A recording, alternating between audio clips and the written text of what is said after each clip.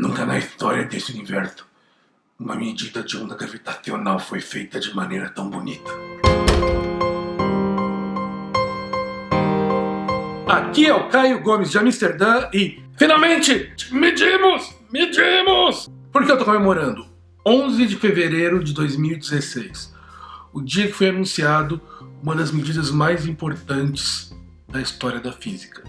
Nesse dia, o grupo LIGO anunciou que foi feita a primeira medida direta de ondas gravitacionais da história da física. Essa é uma medida muito importante. É uma das medidas que são de importância, como a descoberta do Higgs em 2012 ou a descoberta dos quarks do modelo padrão.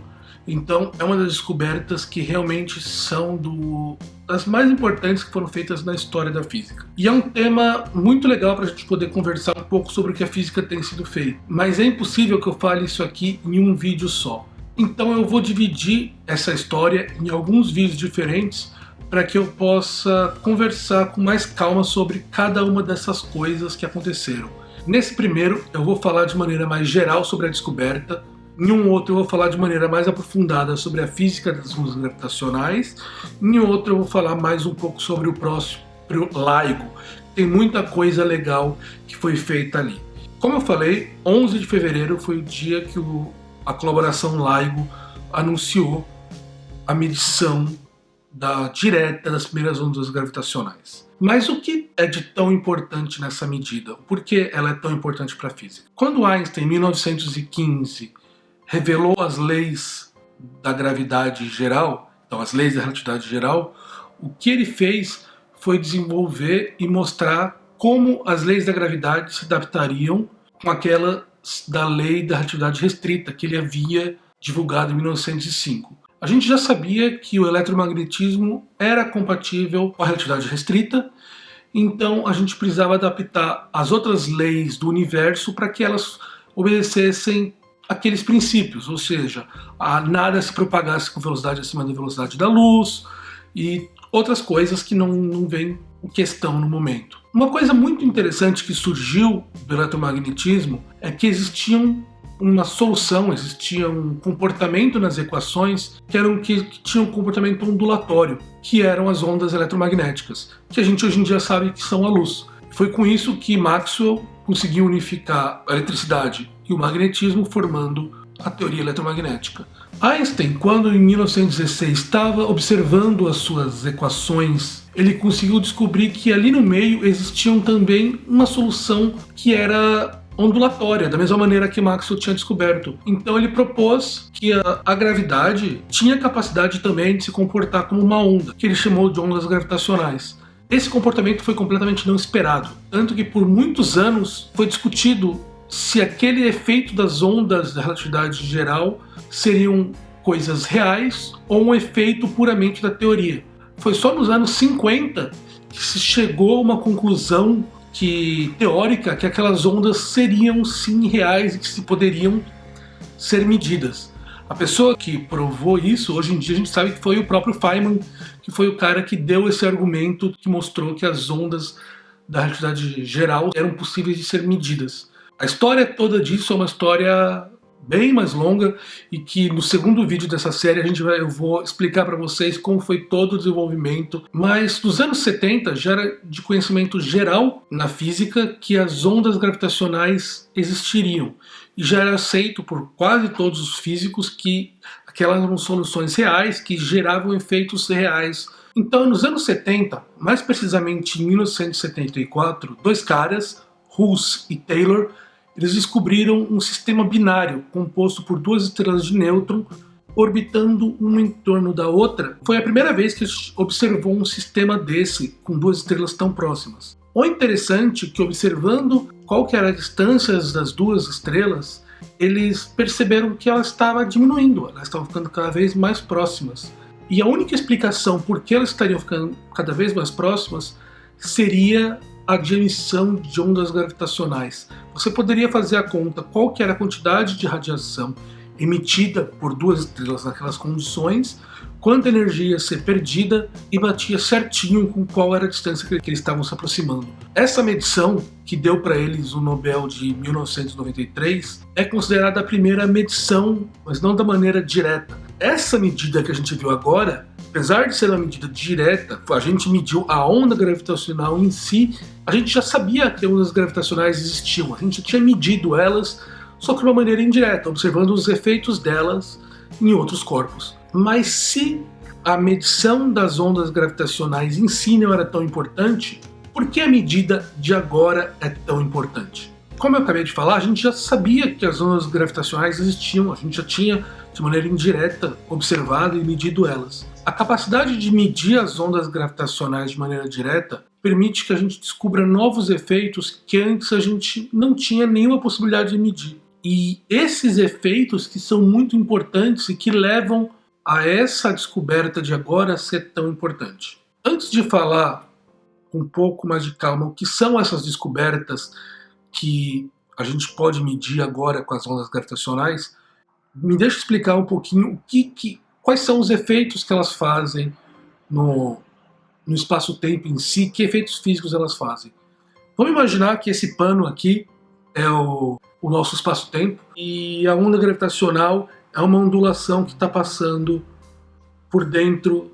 Então essas dobras aqui é a onda gravitacional andando pelo espaço-tempo.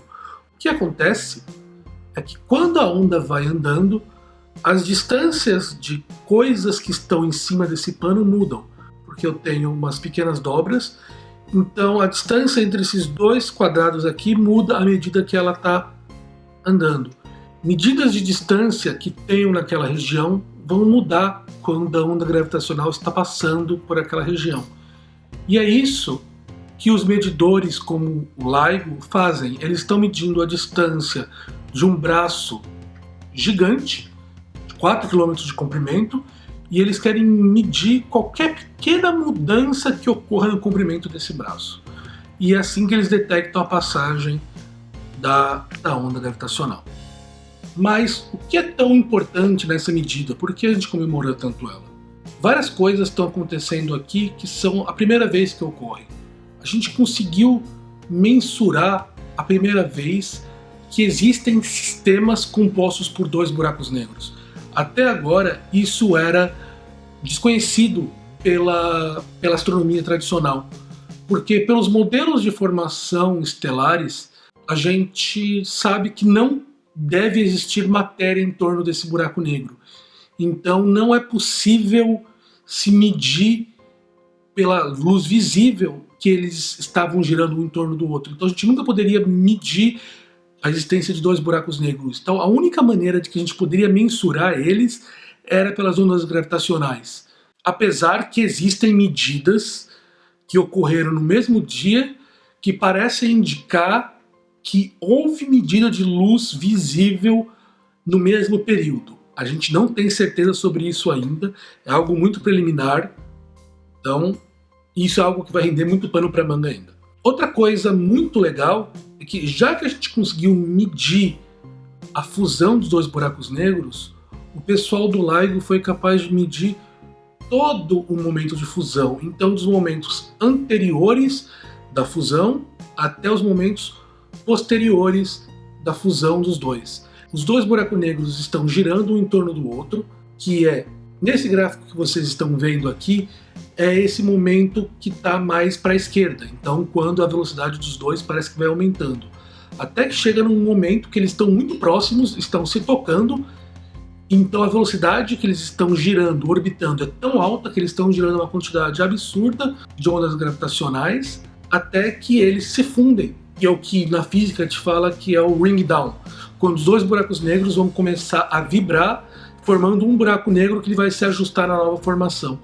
E o LIGO conseguiu mensurar todos esses momentos. A gente conseguiu então verificar a existência de 2 buracos negros que orbitam um do outro e até a fusão deles. Eram coisas que a gente tinha modelos para isso, mas nunca tinha sido medido.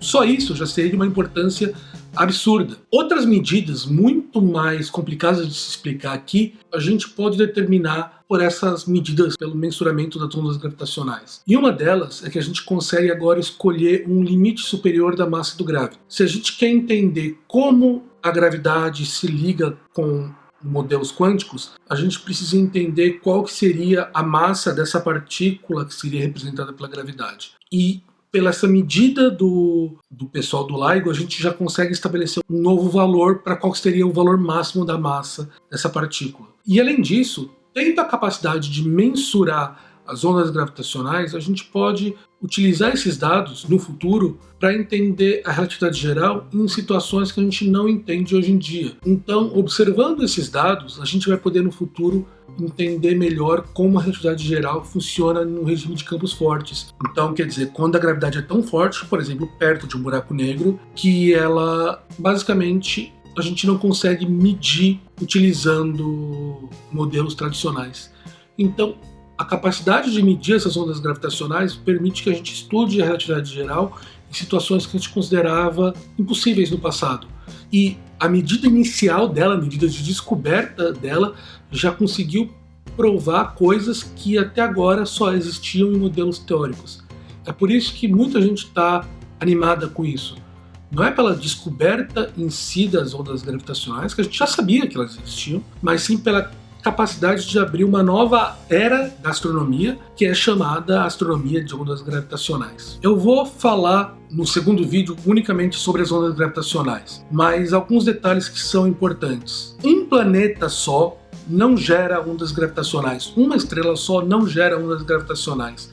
A gente só pode medir ondas gravitacionais em alguns tipos de sistemas, e os mais propensos a se fazer isso são aqueles compostos por sistemas binários, por estrelas girando em torno de estrelas, buracos negros girando em torno de buracos negros.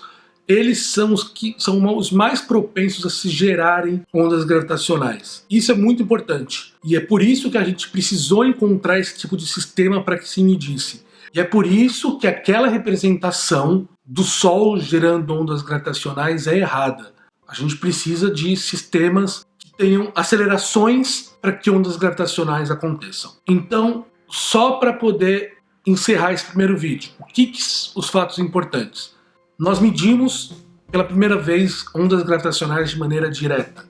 Isso não foi a primeira medida de ondas gravitacionais, a gente já sabia que elas existiam, já teve até um prêmio Nobel relacionado a isso. Mas essa medida abriu diversas novas capacidades que antes a gente não tinha de medir sistemas astronômicos, sistemas cosmológicos que até agora eram escondidos para a gente. A gente agora tem uma nova astronomia para poder ser explorada. E de cara, a gente já descobriu que buracos negros binários existem, a gente conseguiu medir a formação deles, então, como eu falei, a gente conseguiu medir do momento que eles estavam se fundindo, até provar que buracos negros podem se fundir, e que é a geração do Ring Down, que é esse modelo resultante, e novas medidas vão poder ser feitas a partir dali. Essa descoberta é tão importante que eu mudei então o meu cronograma de vídeos para poder fazer alguns vídeos falando só dela.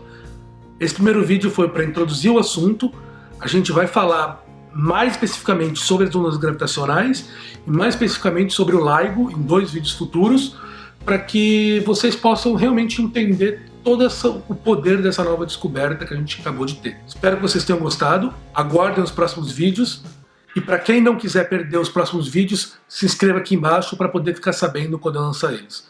Aguentem firme e até o próximo vídeo.